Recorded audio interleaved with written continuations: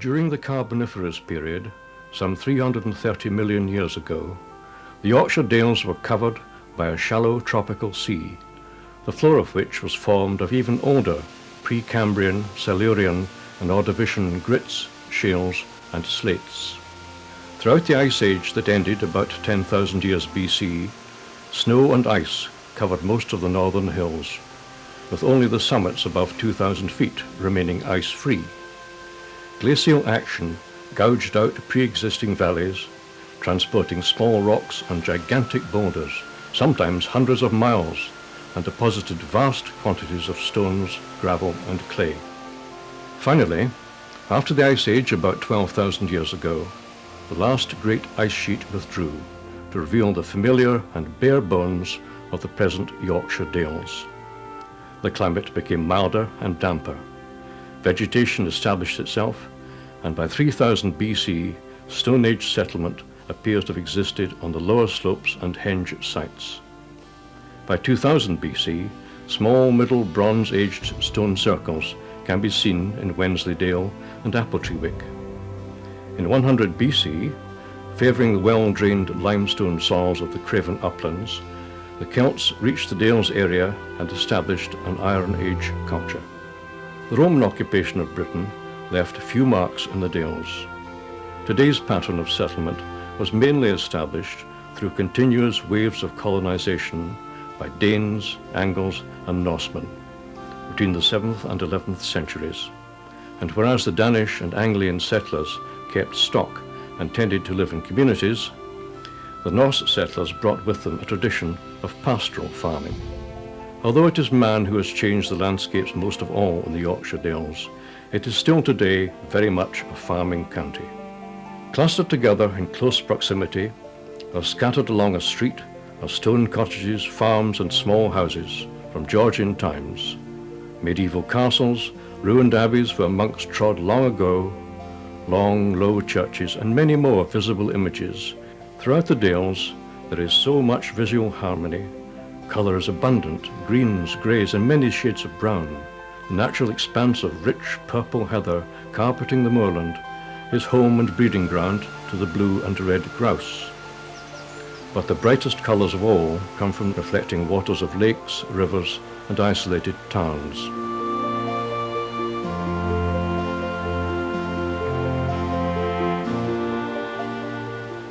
So, join me on my travels along these panoramic dales, and through this video I will show to you more wondrous and spectacular scenery than any other county in England, and which over the centuries has provided so much pleasure for so many people.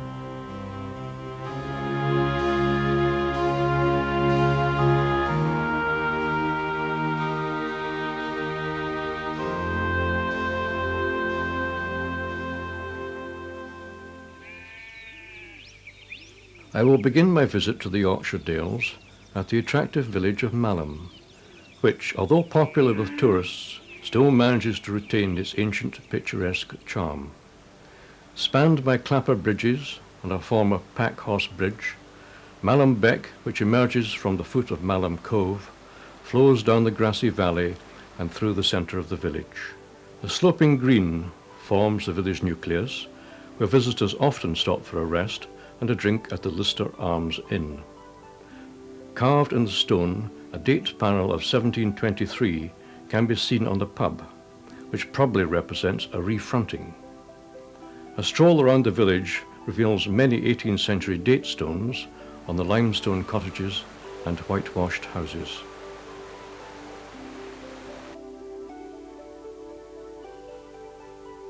There is a good choice of cafes, pubs, outdoor shops, galleries and accommodation, including a youth hostel named after John Dower. Parking space is virtually non-existent in the village and along the roads which climb either side of Malham Cove and Gordale Scar, but there is a large car park and an excellent information centre created by the National Park Authority at the southern entrance to the village. The attractions of the village match the beauty of its surroundings, as a walk along any of the footpaths will reveal. Surrounded by moorland high and wild, the curved limestone crag of Malham Cove, nearly 1,000 feet wide lies on the Mid-Craven Fault. It was formed millions of years ago by a massive upheaval in the Earth's crust. This caused the rock to fracture, slip, and drop downwards to reveal the 300-foot-high cliff face. At one time, water plunged over the vertical cliff, creating a massive fall, higher than Niagara. Records of waterfalls over the cove in the 19th century and of them being frozen in the 18th century exist. The stream which emerges from the hole at the base of the cliff comes from a sink on the moors near Smelt Mill Chimney.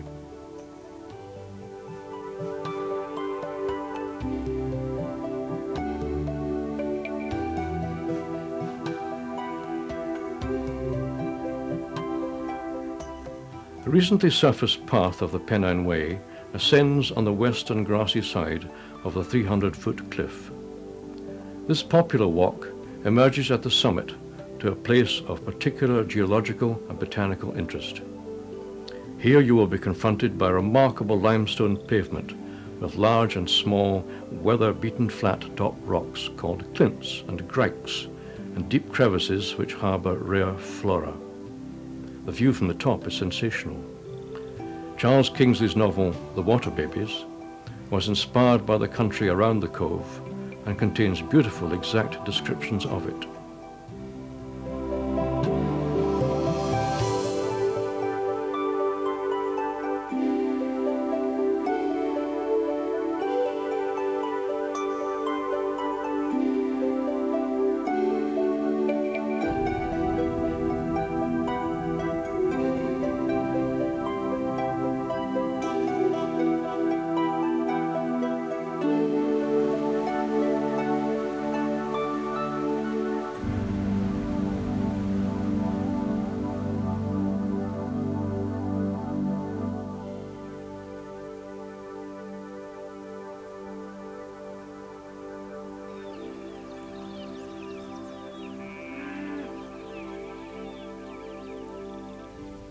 Although quite difficult for cars, it is possible to drive along a narrow lane to within a quarter of a mile of this winding gorge, Gordale Scar, with its splendid series of tumbling waterfalls. Perhaps most scenically reached by a field path by Gordale Beck and Janet's Foss, a pretty little waterfall. Gordale Scar is a deep, narrowing gorge carved by Ice Age melter water between precipitous limestone cliffs. Its ominous overhanging crags and torrential waterfalls never cease to frighten and fascinate, both at the same time. The shock encountered as one turns in from the greenest and most picturesque valleys. It was originally thought that the gorge was once a gigantic underground cave, the roof of which has collapsed. Through a natural hole in the rock face, the Gordale Beck flows downwards to create a series of waterfalls. The glassy ridge-like rock supporting the falls is tufa, a porous reconstituted stone formed by deposits of limestone. Thomas Gray, the poet, visited the gorge in 1769, and in a letter to Dr. Wharton wrote, "From its very base it begins to slope forwards over you in one black and solid mass without any crevice in the surface, and overshadows half the area with its dreadful canopy. I stayed there a full quarter of an hour and thought my trouble richly paid, for the impression will last forever." Though a public path exists up the Scar, it is a difficult and dangerous scramble, and erosion is now a serious problem. To Malham's west, Pikedaw Hill is another splendid viewpoint and much less frequented than the cove.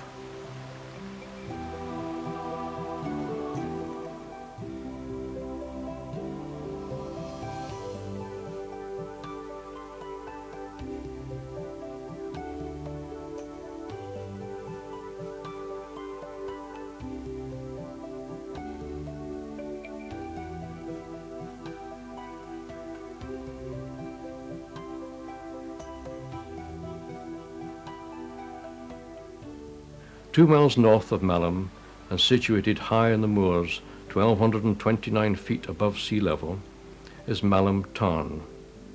Roughly half a square mile and 14 feet deep, this natural lake was formed when the valley was blocked by a glacial moraine. Being the highest lime-rich lake of its size in England, the Tarn is of particular scientific importance.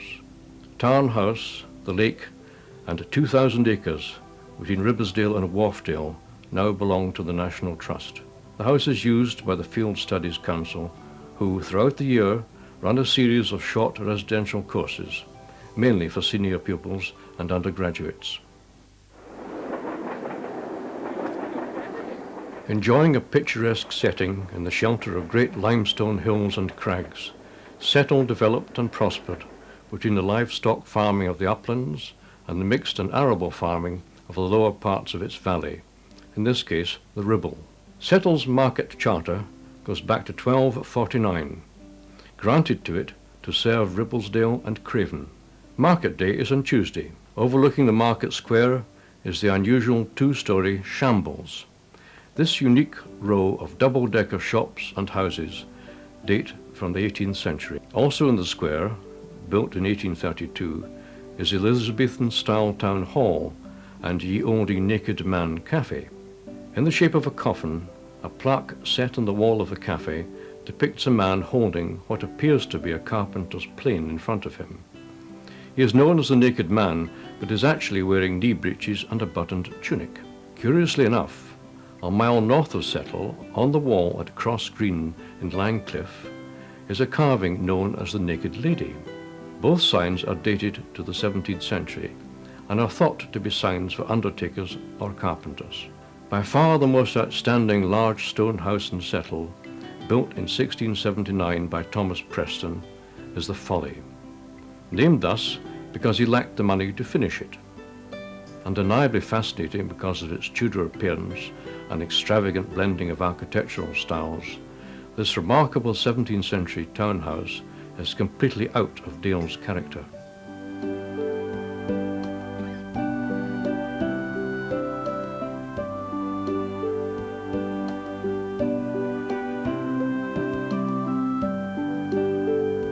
In Chapel Street, the Museum of North Craven Life has a range of exhibitions illustrating aspects of local archaeology and history, including some of the major finds from Victoria Cave, which is only a short walk by footpath from the town centre. A path behind the Trustees' Savings Bank leads to Castleberg, a limestone crag above the town. The short, steep climb zigzags to a superb panoramic viewpoint of Settle and Upper Riddlesdale, and across the valley to the hills of Bowland that form the far horizon. The Settle to Carlisle Railway is considered to be one of England's most picturesque railway journeys. One of the last great mainline railways to be built in this country, it was completed for passenger travel in 1876. For the 19th century engineers, the landscape presented a tremendous challenge to their abilities, requiring 72 miles of track, 20 viaducts and 14 tunnels, all built with little else but muscle power.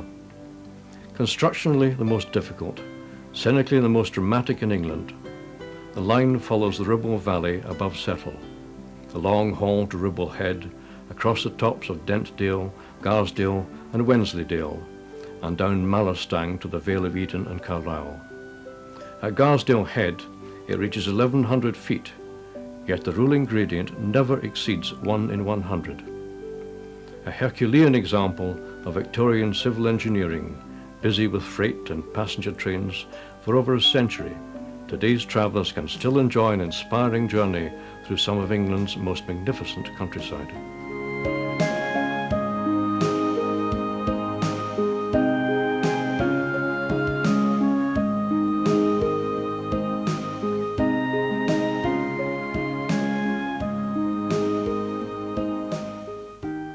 Dominating the skyline, Yorkshire's famous three peaks, Whernside, Ingleborough and Pennygent, look loftily if distantly down on Ribble Head and Ribbledale, near the great railway viaduct. Built of local limestone, the viaduct is a quarter of a mile long and contains 24 arches, the highest of which soars 105 feet above the surrounding moorland. This impressive monument carries the 72-mile Settle to Carlisle Railway across Batty Moss, through the Blee Moor Tunnel, before re-emerging into the open at the head of Dentdale. There have been many amusing stories about the severe weather at Ribblehead. Being one of the remotest and bleakest landscapes in England, this treeless, wind-swept hillscape and its remarkable system of caves, potholes and gills, deep naturally formed holes in the rocks, is wild. One story tells of a man who was blown off one side of the viaduct, through an arch and back onto the other side. Signs of Ingleton's small-scale industrial past are fading. Coal workings established it in the first place, and cotton mills and lime kilns kept it going. The most dominant feature of the village is the fine viaduct which crosses over the valley where the little rivers Wiss and Doe become the river Greta. Despite appearances from the main road, the village centre is attractive, with plenty of good shops, inns, cafes and other amenities, including a car park and tourist information centre. Although situated very much on the western fringe of the Yorkshire Dales National Park, Ingleton is very close to the two highest mountains, Whernside and Ingleborough, and it follows that because of the geology, the village has now become an important centre for walkers, climbers and caving enthusiasts.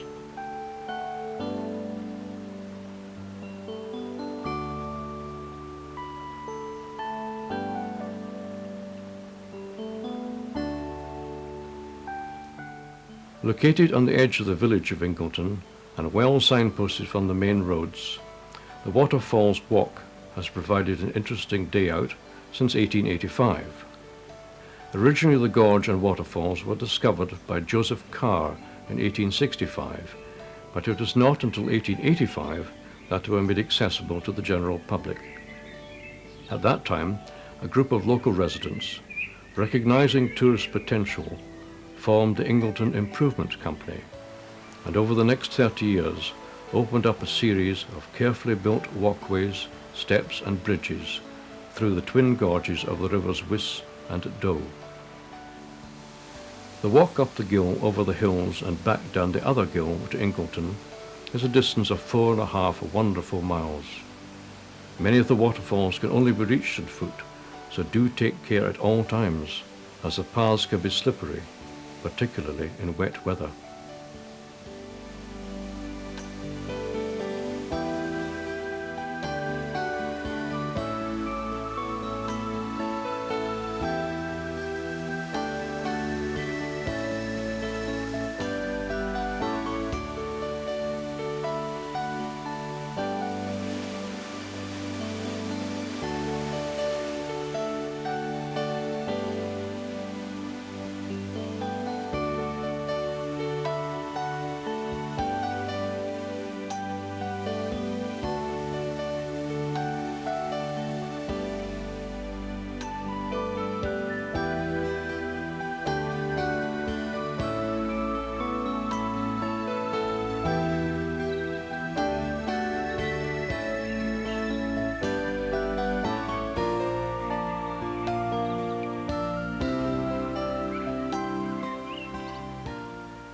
The trail is of particular importance to geologists, for it shows the ancient lower rocks of the Pennines, crosses 3 significant faults, and at Thornton Force reveals a unique example of an abnormal sudden break in between rocks of an immensely different age. At Thornton Force, this abnormality separates the upper flat layers of younger Carboniferous limestone from the bottom almost straight layers of older Ordovician slate. It is possible to stand behind the waterfall, and with a drop of 40 feet, the fall is the highest of the Ingleton Falls.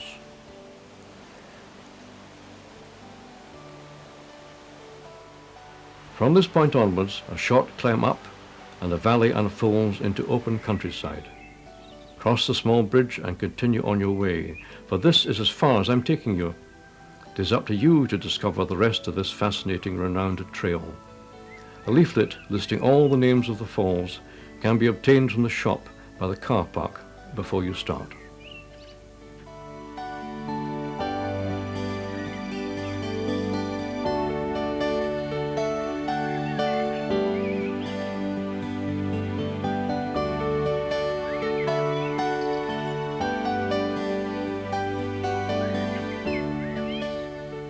1.5 miles from Ingleton, on the B6255 road, the National Park countryside around White Scar Cave has some of the finest scenery in Britain. Here, deep beneath Ingleborough Hill, lies a hidden world which has been sculpted by nature over thousands of years. A guide will take you on a tour, beginning near the original entrance, discovered by Christopher Long, a student who found the cave in 1923. The highlight of the tour is the 200,000-year-old battlefield cavern. Over 330 feet long, with its roof soaring in places to 100 feet, this is one of the largest caverns in Britain. It contains thousands of delicate stalactites which hang from the roof in great clusters. Your tour of Britain's longest show cave covers 1 mile and takes about 80 minutes. Gale lies at the bottom of Fleet Moss, one of the highest and steepest passes in the Pennines. Now forming part of the parish of Hawes and almost linked to the market town, this pretty little village with its narrow cobbled alleys is the older community. Knitting survived as a cottage industry here more than anywhere else in Wensleydale. In the 18th century, a cotton mill was built, helping Gale become a centre for the knit hosiery trade, but the mill closed sometime in the 19th century. Soon after, it became a sawmill and finally a shop. The village is primarily cottages closely grouped along both sides of Dewley Beck, whose course determined its shape and setting. A local tradition at Gale, especially for fishermen, is to look for the geese on the beck and washing on the line. Spotting both meant good luck and a full creel.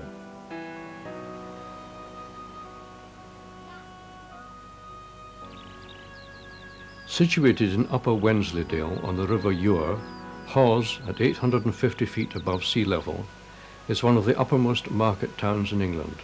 Originally part of a Norman hunting forest, it was not until 1307 that any mention of a settlement was recorded. As time progressed, it gradually expanded, particularly as a result of the pack horse trade. Development again increased when the Lancaster-Richmond Turnpike was completed, and in the 1870s it also enjoyed a boom when the railway line came up the Dale and was linked to the Settle and Carlisle line at Hawes Junction. The line was closed in the 1960s, and the station buildings now house the Dales Countryside Museum and the National Park Information Centre. The museum is excellent. Formed over many years by Joan Ingleby and Mary Hartley, this remarkable collection of bygones and farming implements presents a colourful and imaginative display of how Dales people, past and present, made a living from the land.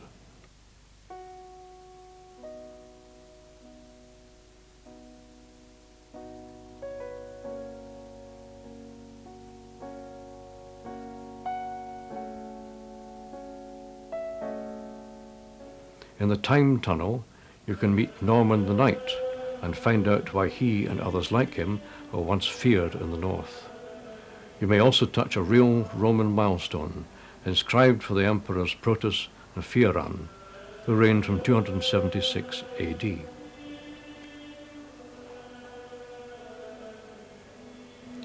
Outside the museum, the station platform has a short length of track and rolling stock, which have been converted for display and outdoor exhibits. The museum is open daily, Easter to October, with limited opening in winter. Near the entrance to Station Yard, at the Hawes Rope Works, visitors are able to see rope making in progress, various rope products and other craft goods, which are available to buy. Today, Hawes is now the commercial and market centre, where thousands of sheep and cattle are auctioned each year.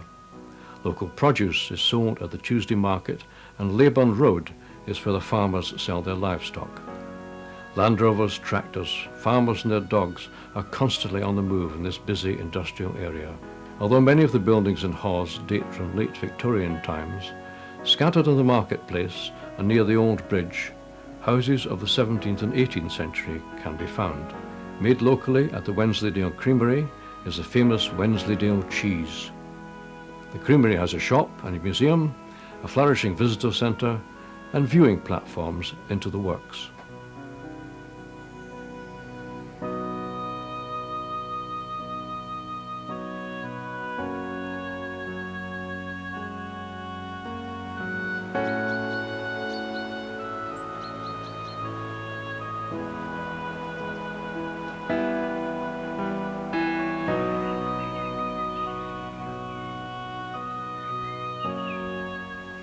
Reputed to be the highest single-drop waterfall above ground in Britain, Hardraw Force lies at the head of a limestone crag north of the village of Hardraw in Upper Wensleydale. Fosdale Beck comes down the steep valley of Fosdale to plunge unbroken for over 100 feet into a pool below. A spectacular sight, especially after heavy rain. With care, it is possible to walk behind the waterfall in the shelter of the rocky overhang and gaze through the thundering curtain of water. Turner painted it, and Wordsworth and his sister Dorothy visited it in December 1799.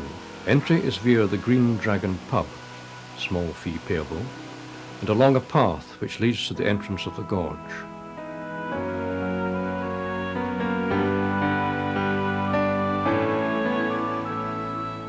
Close to, on either side of the 1,726-foot-high mountain pass, spectacular views greet the motorist taking the road from Hawes to Thwaite via the renowned Buttertubs Pass. It is the justly famous link between Wensleydale and Swaledale, and one of the highest sections of road in the country.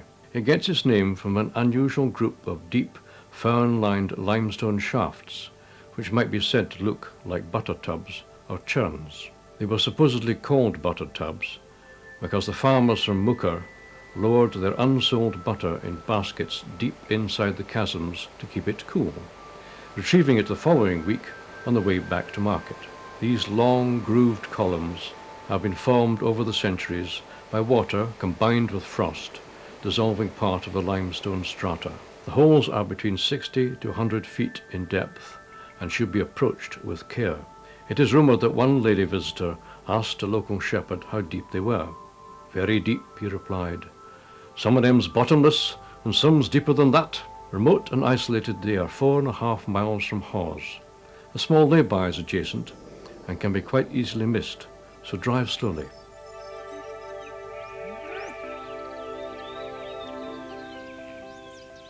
The road up Swaledale takes a northward turn here, and at the bottom of Kisden Hill, clustered cottages by Thwaite Beck typify the familiar rugged charm of a remote Dales village.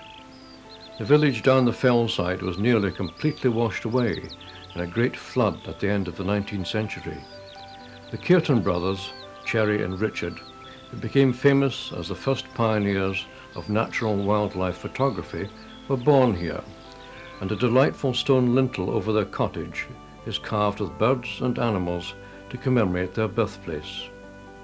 A couple of farms, holiday cottages, and the well-known Kearton guest house, where you can get a good old-fashioned Yorkshire high tea, make up this friendly community.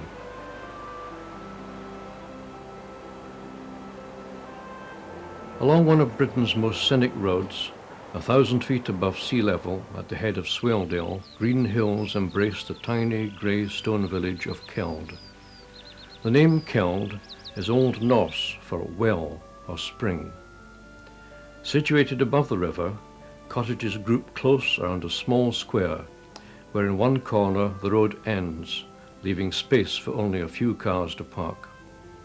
A school, 2 chapels, and a desolate-looking youth hostel are the largest buildings in this isolated place.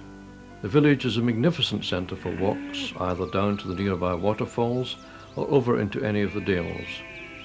Crossed by a footbridge transporting the Pennine Way, the riverside scenery is superb. Here the River Swale sweeps into a wooded limestone gorge at the bottom of Kisden Hill, forming an unusual geological feature. The original valley of the River Swale to the south was obstructed by glacial ice, compelling the river to force its way around the northern side, creating an isolated hill. This destructive process of the river carving its way into the softer limestone has created a series of waterfalls, of which Thornton Force is the most famous.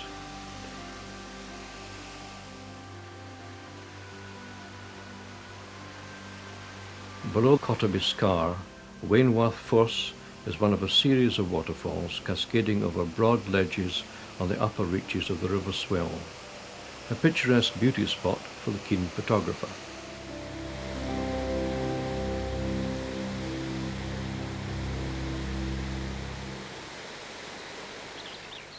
Above Keld, a lonely road heads westward into the wind-swept and isolated landscape of Upper Swaledale.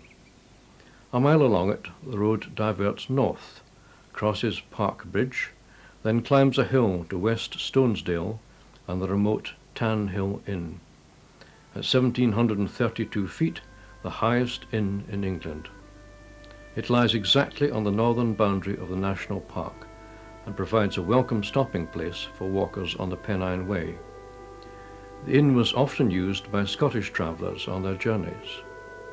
All around is the harsh grandeur of high Pennine fells, splendid solitude, and a landscape of wide horizons.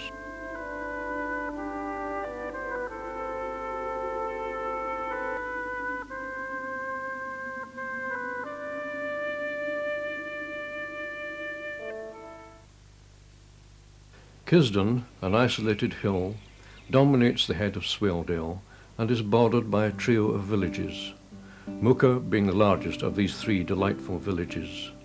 Pronounced Muker, Muker and Thwaite are derived from Old Norse words meaning a small cultivated field and a woodland clearing, respectively. Below the green at the southern end of Kisdon, the little village comprises of a 16th century church, much altered through the centuries, a chapel and institute, a popular pub, grey stone cottages seated one on top of another, and shops, some of which sell local hand-knitted garments. From 1750 to 1850, the most important industry in Swaledale was lead mining. But when dwindling supplies of ore and cheap imports forced closure of the mines, severe economic hardship took place. This resulted in many people migrating to Canada and the United States. The villages have depended on sheep for their prosperity since early times. Appropriately, the present motif, used by the Dales National Park, is the head of the black-faced Swaledale tup, or ram. The breed is carefully protected by farmers and breeders alike, and each September the animals are judged at the annual Muker show, thus keeping alive a necessary source of British sheep traditions and Dales agriculture in a unique landscape heritage. Beautifully situated at the bottom of sheltering hills, Gunnerside, named after the 10th century Anglo-Viking chieftain Gunnar, is the largest village in the Dale. Best seen from above the bridge, or even better from the road to Crackpot, the village nestles comfortably between lush green meadows, scattered with hay barns, patterned walls, and the river Swale. Behind the village, Gunnerside Gill carves its spectacular gorge between steep-sided fells. The powerful energy of the streams was used in the early days of lead mining. A moorland beck would be dammed and the water suddenly released to allow its cleansing force to uncover mineral-bearing rock or galena. The process was called hushing, and great scars or hushes are still visible in the Swaledale landscape, together with more extensive remains of later deep mining activity, such as great spoil tips, crushing mills, powder houses, storage bays, and a peat house at nearby Grinton. Although of no significant architectural merit, many of the farmhouses at Gunnerside are fascinating examples of the double economy of Swaledale during the 17th and 18th centuries. The farmers would work in the local mines in the winter months and look after their farm during the summer. The lead that was yielded from these cold, dark mines in the hills enabled the village to prosper, but only up to the close of the 19th century, when the industry ended and the village declined. Since then, it has become increasingly popular with visitors and holidaymakers, encouraged by the austere, if sometimes melancholy scenery that exudes the spirit of Swaledale.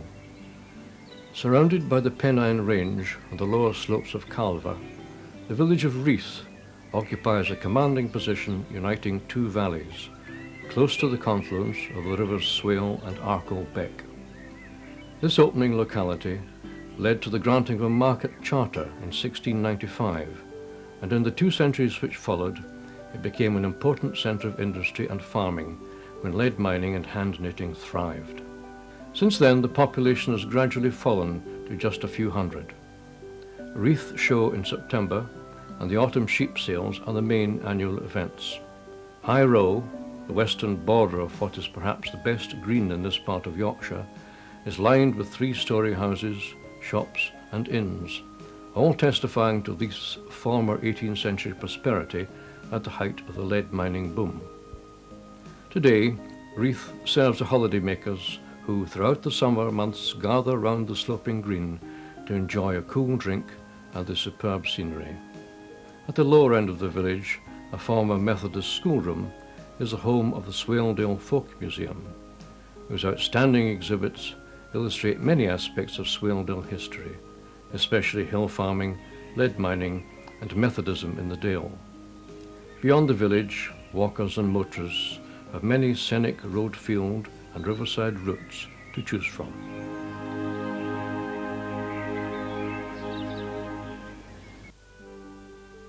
A few miles west of Leyburn, on the southeastern side of Bolton Moor, Bolton Castle, menacing and powerful, occupies a strategic position, dominating not only the village but much of Wensleydale as well.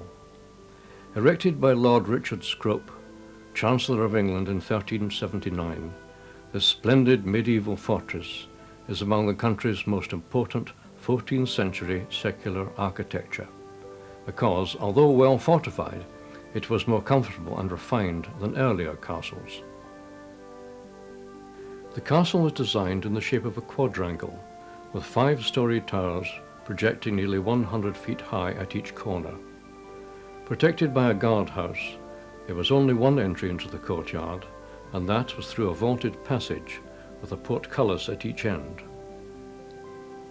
Inside the courtyard, every door that led into the buildings also had its own portcullis. Except for some of the decorative arches over the windows and doors built from expensive freestone, the buildings themselves are constructed of local stone. The original gatehouse entrance was in the eastern wall, but visitors now enter by way of an outside flight of stairs on the west. Before her eventual execution, the unhappy Mary Queen of Scots, between July 1568 and January 1569, was imprisoned here at Bolton Castle. She was assisted to escape, but during her flight over the moors to Leyburn, she lost her shawl, which unfortunately led to her recapture. The hilly ridge is still known as the Shawl. During the Civil War, the castle was besieged for more than a year by Cromwell's troops, eventually surrendering in 1645. 2 years later, it was partially dismantled, and in 1761 the northeast tower fell during a tremendous storm. The village of Castle Bolton consists of unpretentious stone cottages bordering a green along a single street, and is thought to have been laid out at the end of the 14th century, when the castle was constructed. Dating from the same period, and completely dwarfed by the soaring walls of the castle opposite, the Church of St. Oswald's, during each summer, displays an interpretative exhibition of some part of Wensleydale's history or wildlife. Today, the castle is now open to the public, and along with various displays, it creates an impression of everyday life at Bolton 5 centuries ago.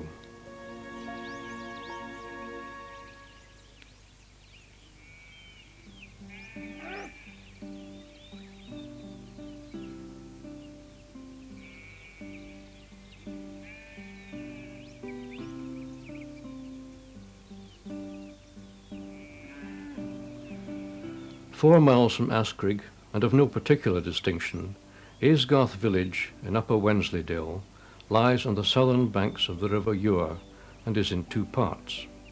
It derives its name from Aysgarth, meaning an open space marked by oaks.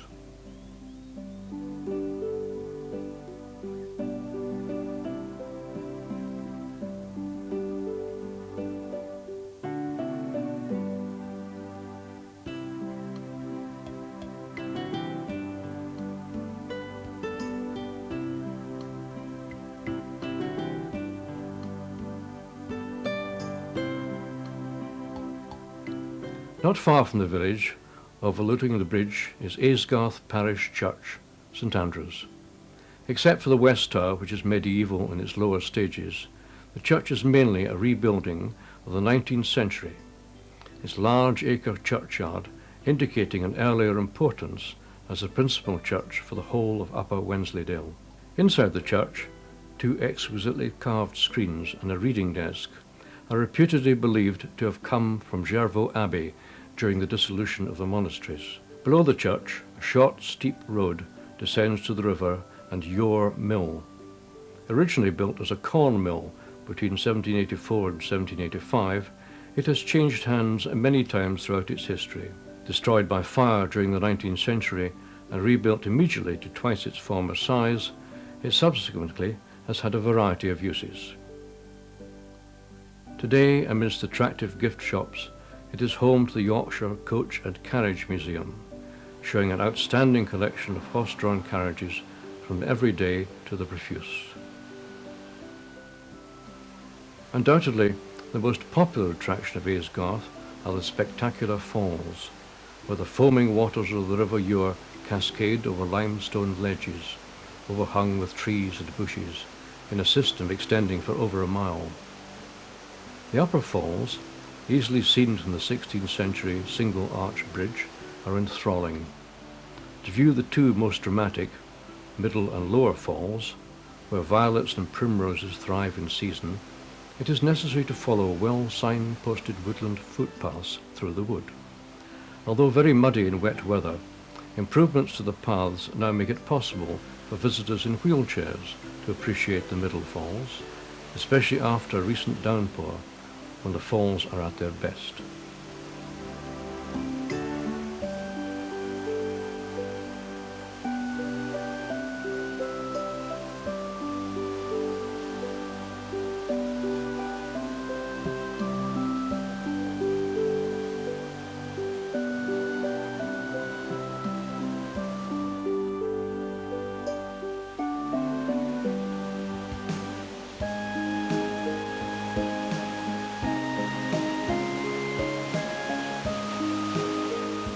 Parking is virtually non-existent along the road, so I recommend you park your vehicle on the Pay and Display car park at the National Park Information Centre.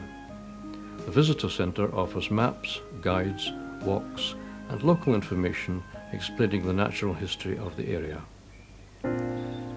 Situated just off the main Bishopdale Road at the foot of Walden, this ancient village of West Burton encapsulates what are all the essential qualities of a village in the Dales.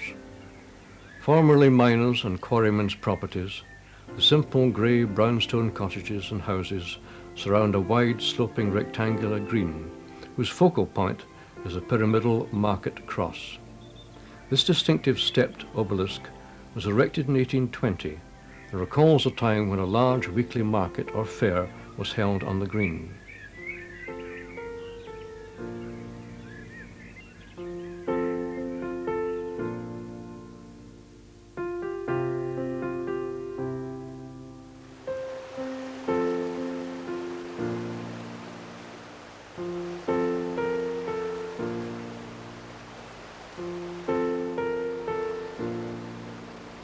At the lower end of the village, in the narrow limestone gorge, there is a series of attractive waterfalls fed by Walden Beck. Probably best viewed, the little old Packhorse Bridge, Thornton Force waterfall cascades over the rocks and under the bridge to enter the Bishopdale Beck.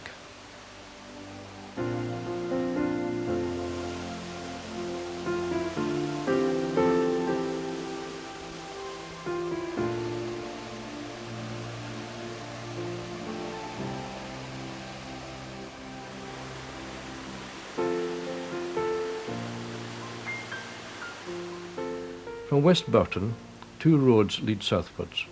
One ends at Walden, the other at Kentucky and Walden Head. There is no road out of the deeply cut valley, which at its end is dominated by the 2,300-foot high mountain of Buckton Pike. Midway between Aysgarth and Hawes, on the north side of the River Yure, the grey stone village of Askrigg lies in the sheltered fells of Gordale Scar and Askrigg Common. Granted its charter in 1587, Askrigg, became the main market town of the Upper Valley, but declined when the Richmond-Lancaster Turnpike Road, authorised in 1751, was rerouted through Hawes. Bordering the main street, in almost continuous rows, many of the present elegant stone houses date from the 18th and 19th centuries. Where the street widens, an ancient bull-baiting ring is still set in the square next to the stepped market cross and cylindrical stone pump. Behind the cobbled marketplace, the parish church of St Oswald's is one of the finest in Wensleydale and dates from the early 13th century. The village has featured in James Herriot's All Creatures Great and Small, the popular long-running BBC television series written by Yorkshire vet James White. Viewers will recognise Cringley House as the vet's home Skeldale House, and also the King's Arms pub, which became the Drover's Arms. North of the church is a row of 17th century houses, with a lane leading to the woods and waterfalls of Whitfield Gill and Mill Gill, falling some 70 feet. Twisting through miles of wild moorland with panoramic views, the mountain road climbs high past Oxnop Scar and into Swaledale, whilst west of the village the road continues up Wensleydale to Bainbridge and Hawes.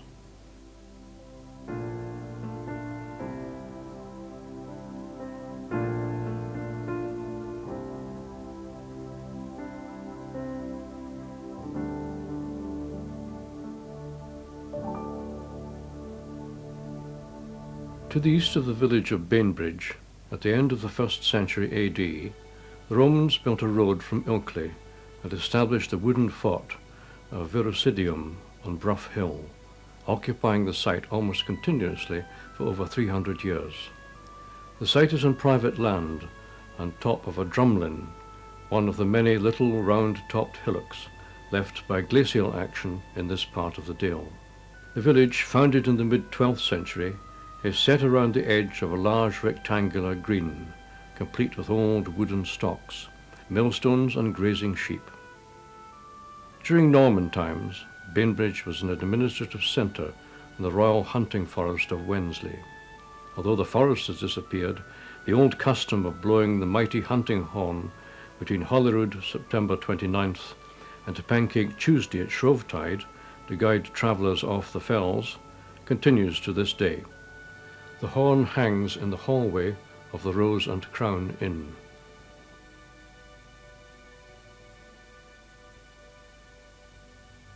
Low Mill, on the east side of the green, together with its fine water wheel, has recently been restored and is occasionally open to visitors.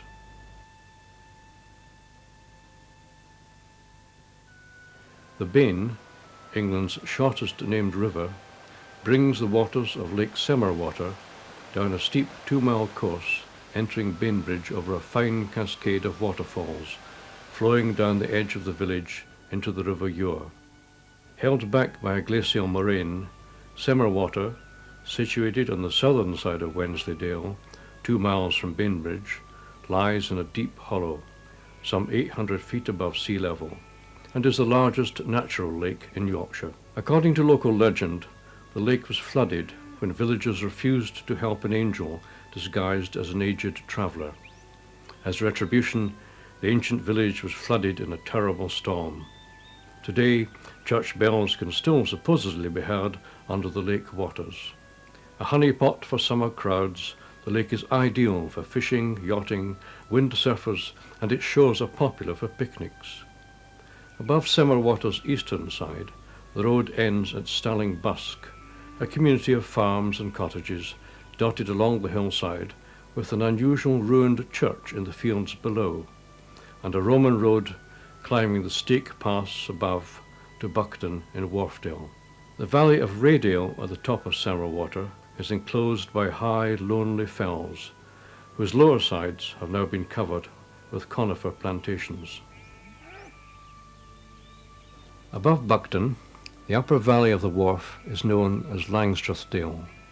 Founded in Norman times, Langstrothdale Chase was officially designated forest, which became the hunting preserve of the Norman nobility with horrendous punishments for anyone caught poaching. From these Nordic times, many centuries ago, Norse sheep farms became gatekeepers' cottages, and these still survive today as the farming hamlet communities in the valley. Cray, Hubberholm, Raesgill, Yokenthwaite, Deepdale, Beckermans, Outershaw, and last and most remote, Cam houses, where the Pennine Way and the Dales Way meet. Following its course and always close to the road, sparkling little mountain stream tumbles over limestone rocks and ledges, where it forms weirs and small dark pools which glisten in the brilliant sunshine. Hidden behind a wall across the river is a Bronze Age stone circle with 20 stones. At Beckermans, the road divides west to High Greenfield and north to Outershaw and Fleet Moss, the highest road in North Yorkshire, before descending into Wensleydale at Hawes.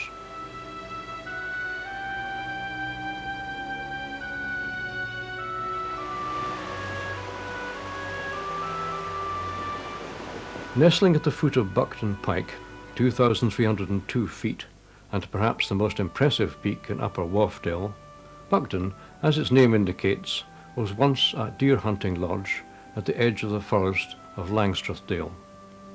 The dale forks here, the main road going up to Bishopdale via Kidston Pass, past the hamlet and waterfalls of Cray, and over into Bishopdale. The National Park car park and Dales bus terminus provide a good starting point for a choice of walks. A popular footpath follows the Roman road through Rakes Wood to Cray.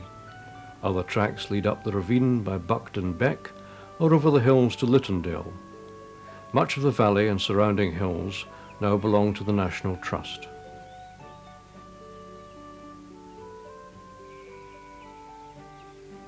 Situated against a backcloth of steep wooded slopes and bare fells, the ancient hamlet of Hubberholm is thought to derive its name from Hubba, a 9th century Viking chieftain.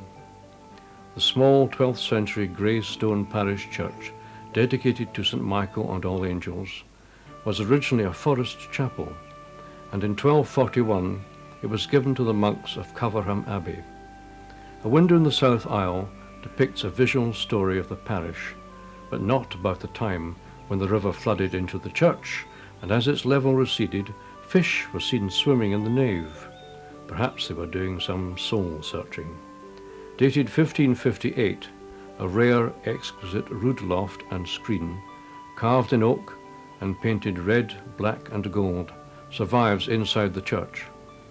It is one of only 2 in Yorkshire. Across the bridge, on the opposite bank of the river by the roadside, the George Inn was originally the vicarage and remained at church property even as an inn until 1965. It is here that the centuries-old Hubberholm Parliament meets each year to auction the letting of the Poor Pasture, a 16-acre field behind the inn. The proceeds go to help the old people of the parish.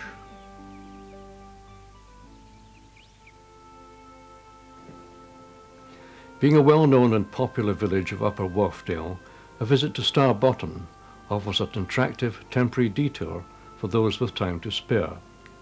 It was during the latter part of the 17th century that Starbotton was devastated by floods, following which almost total rebuilding of the village was necessary.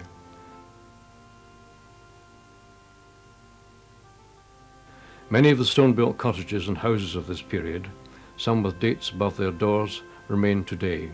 A quiet, leisurely stroll along narrow country lanes will reveal one inn, the Fox and Hounds, and pretty cottage gardens with bright, colourful flowers, softening the somewhat severe beauty of this part of the Dale.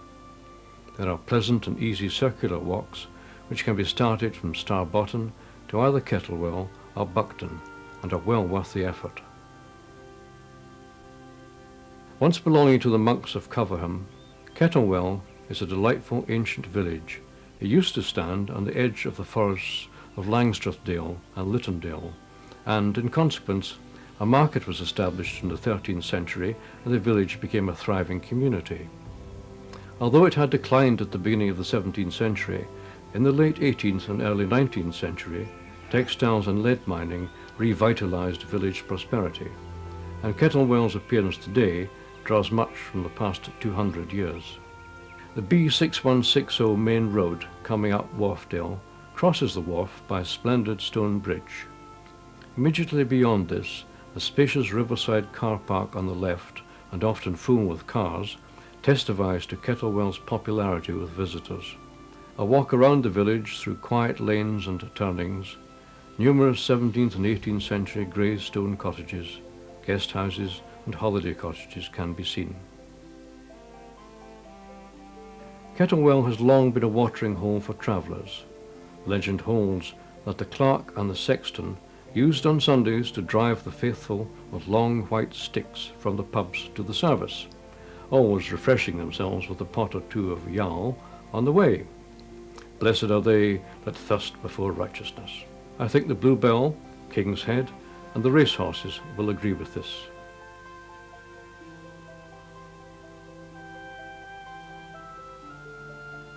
Apart from its beautiful setting, Kettlewell is an excellent starting point for numerous good walks, such as the riverside path up Dale to the smaller villages of Starbotton and Buckton, or fell walks to Great Whernside, Cam Head and Buckton Pike. Of Littondale's 4 settlements, Arncliffe, said to mean the Eagle's Rock, though there is some dispute, is the largest and the only village on the south side of the valley. Arncliffe is beautifully situated on a well-drained delta of gravel above the floodplain of the river Scurfair, and is an outstanding example of how a former defensive settlement looked. The cottages, houses, farms and barns all face inwards around a spacious village green, where animals could easily be collected and where they and the community were better protected against unwelcome visitors. One barn, with a porched entrance and a date stone, is a good example of the local style architecture. The pub, named the Falcon, was formerly kept by Marmaduke Miller, the noted watercolourist. North of the village, the bridge over the river Scurfair and the old 12th century church of St Oswald behind make a delightful picture for a keen photographer or artist. Across the bridge, past Bridge End, you will come across a charming, graceful 17th century house, where Charles Kingsley, author of The Water Babies, visited during an angling walking holiday. This part of the Dale, being of particular interest for anglers, botanists and geologists, is also an excellent starting point of several breathtaking walks, as well as an exhilarating drive across the fells to Malham. Charles Kingsley named it Vendale. Wordsworth called it Ammerdale, and ITV chose it originally for their television series Emmerdale. However, the map correctly identifies it as being Littondale. Littondale, sheltered by the steep limestone scars of the surrounding fells, is a valley of exquisite unspoiled beauty, with picturesque farming hamlets such as Hawkswick, Arncliffe, Lytton and Halton Gill, spread along the valley floor about 2.5 miles apart. Known as Craven Country, this is where settlers since Iron Age times have found the Dale and its level green fields and upland pastures a favourable site to live. During Norman times, the valley was a hunting forest, and in medieval times until the dissolution of the monasteries, a sheep-rearing estate of Fountains Abbey. Today, centuries later, the pattern of farming has changed very little, with sheep on the hillside and cattle in the riverside meadows, both forming a distinctive feature throughout the Dale. Most of Littondale's superb barns, many with covered porches and double doors, date from the time when corn was grown here and carts brought under cover for unloading. Excellent examples of these buildings, along with limestone cottages and houses, can be seen in all the small Littondale villages. Riverside paths between the villages provide a leisurely way of exploring the area, and spectacular mountain roads out of the valley provide panoramic views across the spacious uplands of the Craven limestone. Wharfdale's most outstanding attraction is Kilnsey Crag, an enormous rock of great scar limestone that towers 170 feet above the village of Kilnsey and the road. It is often climbed by rock climbers, and because of its remarkable 40-foot overhang at the top, is considered to be one of the most challenging, difficult climbs in the Dales. The overhang was created during the latter stages of the Ice Age, when the recessed base of the cliff was worn away by the grinding action of the Wharfdale Glacier. Kilnsey itself takes its name from the lime kilns, which were once a common feature of this part of the Dale, and whose circular remains may still be found dotted around the hillsides. Nearby, Kilnsey Trout Farm has been developed as a visitor centre, welcoming visitors to feed and to buy the fish and to game. There are specially designed trout fishing lakes and a trout feeding pond. The museum displays aquariums with a fine variety of British freshwater fish and audio-visual presentations that illustrate many aspects of wildlife in the Dales. Kilnsey Show, first held in 1897, is one of Wharfdale's most popular and celebrated annual events, which takes place on the Tuesday after every August bank holiday.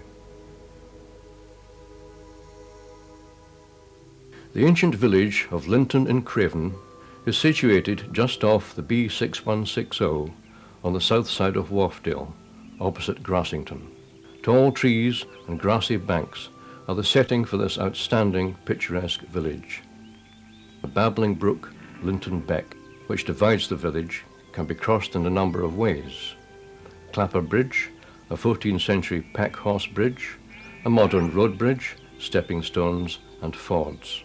One side of the green is dominated by the classical form of Fountain's Hospital Almshouses, founded and endowed by Richard Fountain in 1721 for poor women.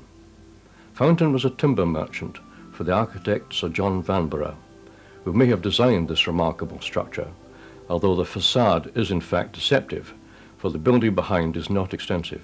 Fountain's name is also commemorated in the tiny pub standing amidst the trees. At the other end of the green, Linton Hall is an excellent house that dates basically from the 17th century, but has later additions. It has a handsome Dutch gabled porch and tall sash windows. Nearby is White Abbey, a typical 17th century yeoman's house. The old rectory is now the youth hostel, and Beckside, in a fold off the east side of the green, is long and low with a decorated lintel and a date stone of 1642.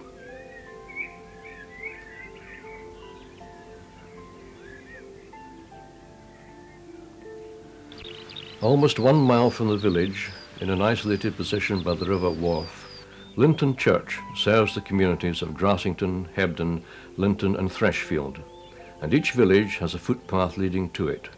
Dating from the late 12th century, rebuilt and extended during the 15th, the long, low church with its squat bell turret instead of a tower shows Norman features. Until 1866, Linton had 2 vicars, the reason being the presence of 2 lords of the manor, each with the right to appoint a clergyman. The stepping stones nearby can be used to cross the river when the water level is low. Situated by the side of the road, the row of terraced mill cottages were built in the 1850s for workers employed in the nearby Linton Mill, now demolished and replaced by development of small stone cottages. Linton Falls, where the beck reaches the River Wharfe, tumble over a drop in the river bed created by the North Craven Fault and are an impressive sight.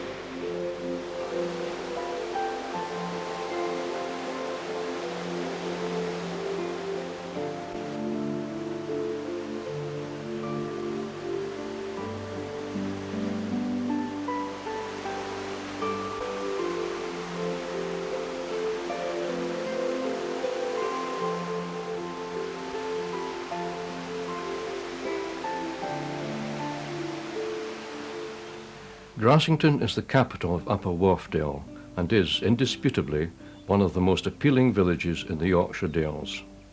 Although traces of Bronze and Iron Age settlements at Lee Green suggest an early favourable site, the village itself has an Anglian origin, which dates back to the 8th century, at a time when dense forest covered the valley.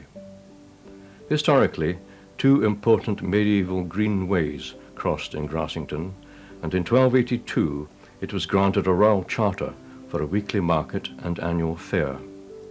Under James I, around 1605, lead ore extracted from the surrounding hills brought some prosperity to the village, but it was during the late 18th and early 19th centuries, following new developments by the Dukes of Devonshire in lead mining and the building of the turnpike roads, that Grassington's heyday really came. The village prospered on mining and textiles until the late 19th century. A detailed account of the town's local history is featured in the Upper Wharfdale Folk Museum, which is housed in two former miners' cottages in the market square. Today, Grassington is the main residential and tourist centre in Upper Wharfdale, superbly situated with fine shops, delightful inns and pleasing houses.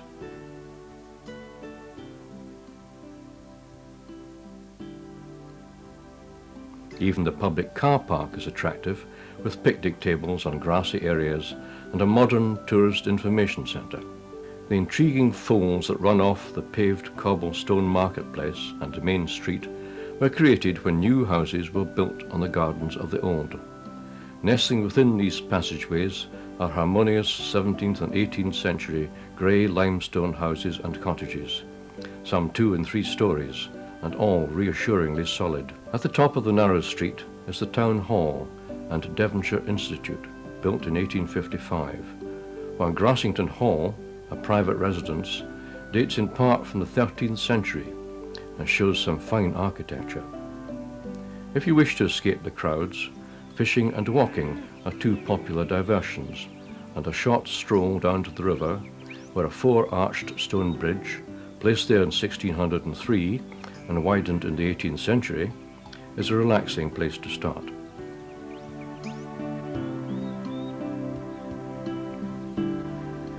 The impressive Stump Cross Caverns, named after the remains of a cross which marked the bounds of the Forest of Knaresborough, is easily reached along the Pateley Bridge Road from Hebden and is well worth a visit. 500,000 years ago, the Stump Cross area was a cold and barren wilderness over which many wild animals will have roamed. Around this time, the caves were forming their complex system, typical of water-worn limestone caverns, their intertwining passages carved and scalloped into spectacular shapes and sizes. Sealed off in the last ice age, the caves were not discovered until the mid-19th century, when lead miners, sinking a shaft near the stub, came accidentally upon the caves at a depth of 15 metres.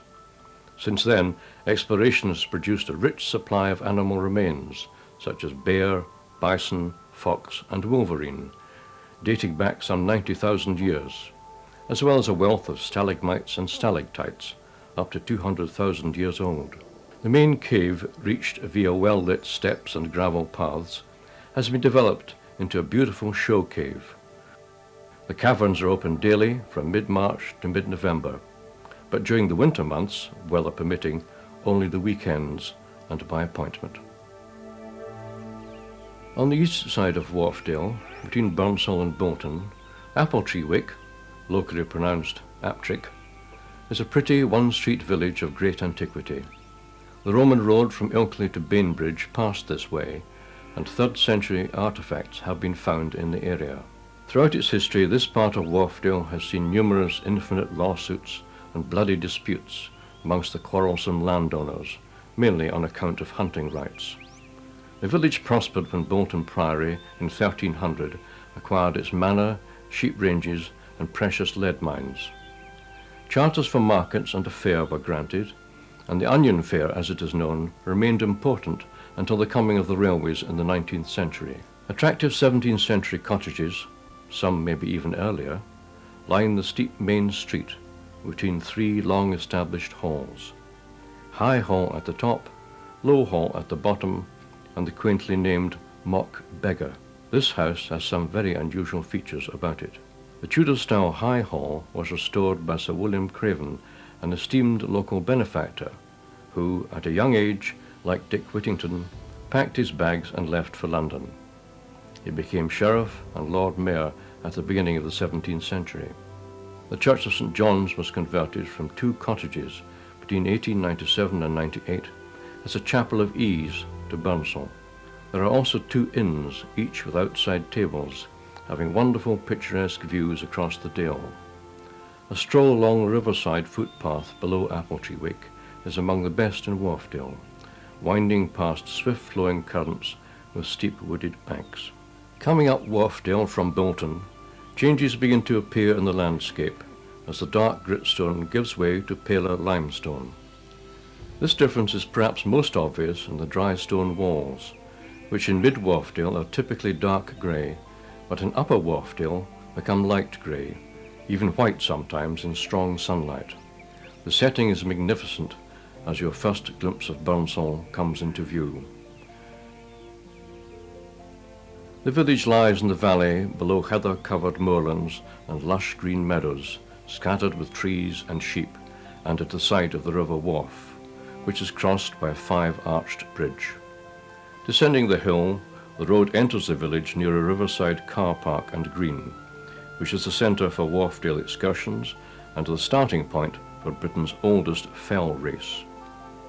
The games are held annually in August, and each year crowds of people arrive to watch the amateurs compete in the many events.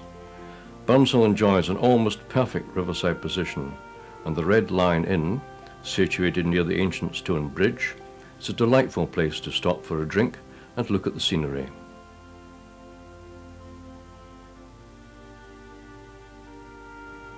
Many of the grey stone houses in the village, some with small mullioned windows, are of 17th and 18th century date, but Burnsall itself is much older. The comely old church of St. Wilfrid's at the top of the street is almost entirely perpendicular and is approached through a pretty 17th century lich gate with the revolving turnstile entrance. Inside the church, Anglo-Saxon relics, among them the font, crudely carved with birds and beasts, and a lovely sculptured alabaster panel showing the adoration of the Magi, reach back beyond the 8th century. Just below the church, the building which resembles a small manor house is now the village primary school, although it was originally founded as a grammar school by Sir William Craven, who at his own expense also repaired the church and rebuilt the sturdy Burnsall Bridge. For those of you who enjoy walking, Burnsall provides many splendid footpaths, which you can walk along quite easily. One of the most delightful of these walks, and which is part of the Dales Way long-distance footpaths, is going upstream by the side of the River Wharfe towards Hebden. The route slips briefly into a little wooded area of mature trees, largely sycamore and beech, then crosses over the river on a pedestrian suspension bridge. The bank on this side is lined with an impressive row of horse chestnut trees, whose leaves are bathed in autumn sunlight.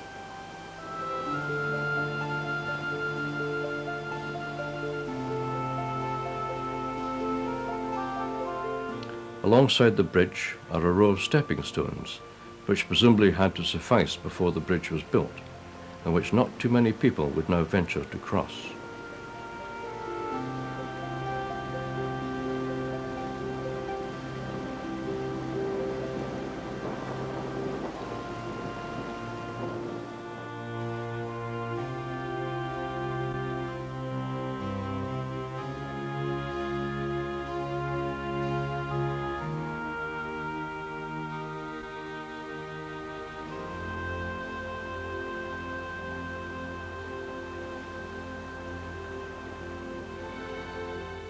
Three miles upstream from Bolton Abbey, amidst glorious surroundings, you'll find the ruins of a great medieval hunting lodge. Bolton Tower, as it is known, is an impressive 3-storey house that was built and lived in by Lord Henry Clifford. He was one of the famous Cliffords of Skipton Castle, who, after his father was slain during the Wars of the Roses, grew up in hiding. He was taught by the monks of Bolton Priory and remained a man widely respected for his wisdom and goodness, but who also in 1513 fought against the Scots at Flodden Field. Across the yard, Chapel House, possibly built in the 15th century as a chapel and priest's house, later adapted to farmhouse use, has now been turned into a small restaurant and guest house. A short way below here, where the wharf narrows, is a small humped Bardon Bridge and car park.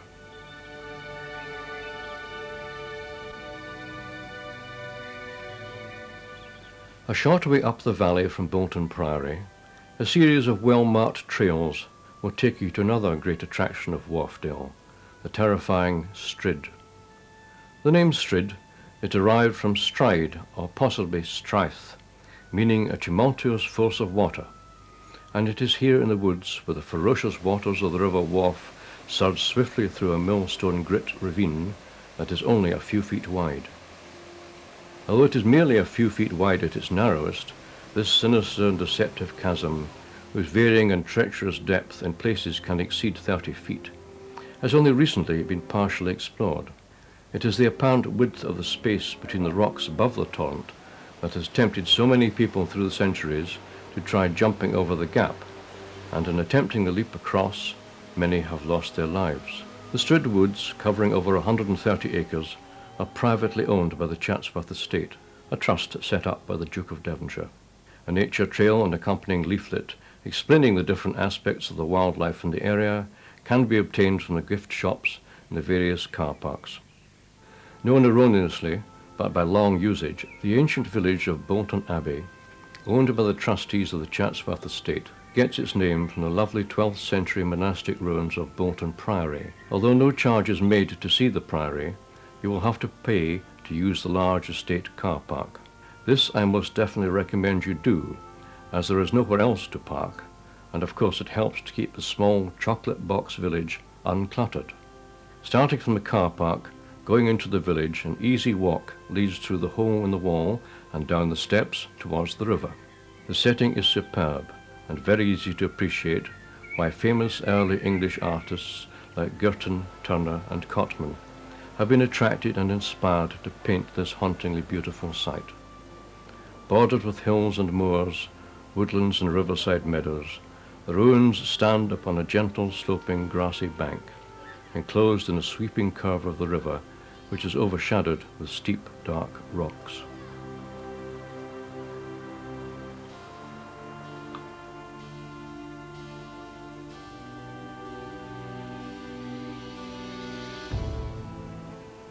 A wooden footbridge and over 50 stepping stones, the stepping stones should be avoided unless the river is very low, lead across to a point on the hillside where some of the best of all views of the priory can be seen.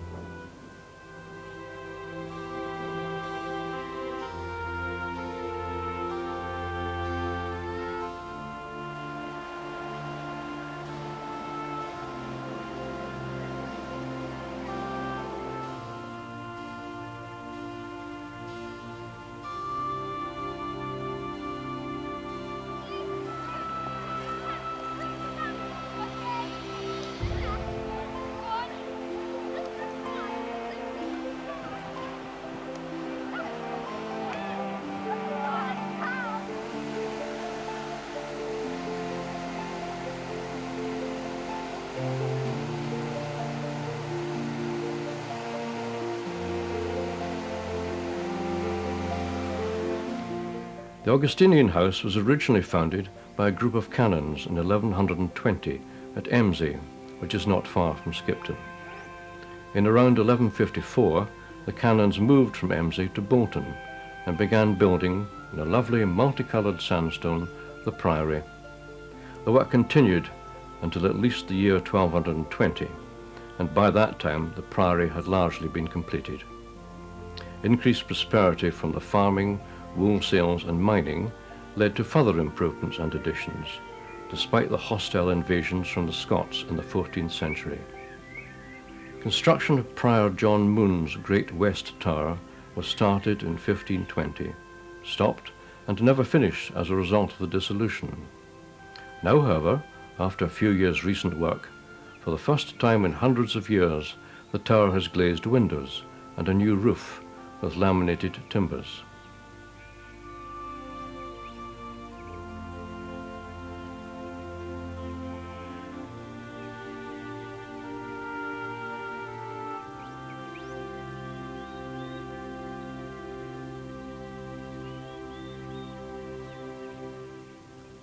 The nave of the Priory Church, whose 13th century west front is a fine example of early English architecture, is now in use as the parish church, dedicated to St Mary and St Cuthbert.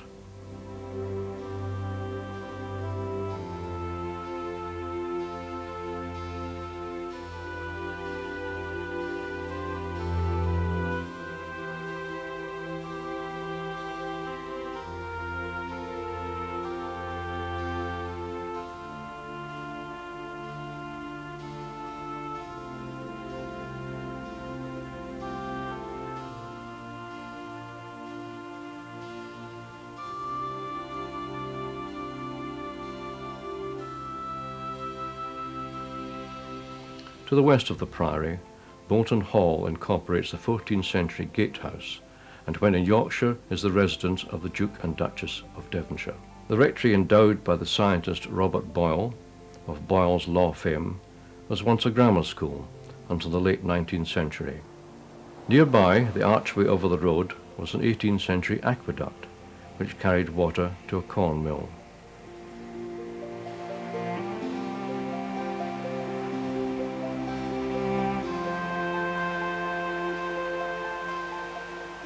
You can walk from the Priory through tranquil woods to the Cavendish Pavilion, where refreshments from the cafe and restaurant and riverside parking are available. Or, if you prefer, the pavilion can be approached along the road, which begins near a large and splendid memorial to a duke who was assassinated in Ireland.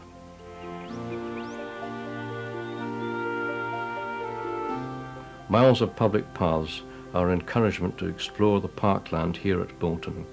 And if you yourselves have never been, I have to say Bolton Priory is one of the most outstanding, captivating parks in Yorkshire, where families of all ages can go and have a wonderful, enjoyable day out.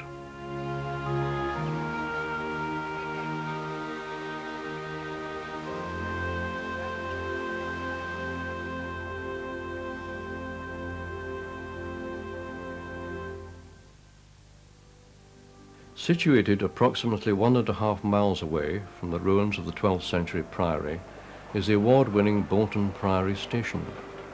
This is where visitors and train enthusiasts come to watch the vintage trains or travel on a train pulled by a steam locomotive to the historic Emsey Station. You can, if you wish, during your trip, stop off at Holywell Halt, a recreated country halt, where you will find Hartington Hollow picnic area and a children's trail.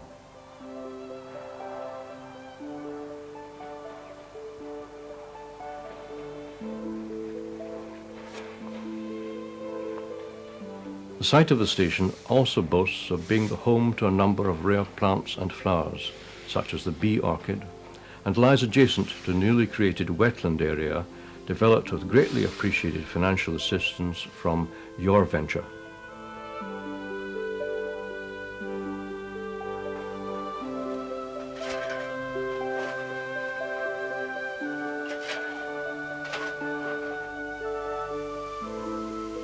Bolton Abbey station itself is a reconstruction of the original station and has its own gift shop, cafe facilities for the disabled, and substantial parking for cars and coaches. I will leave in the train for Emsey now, but I hope you will meet me at Skipton, where we can continue our journeys around Yorkshire soon.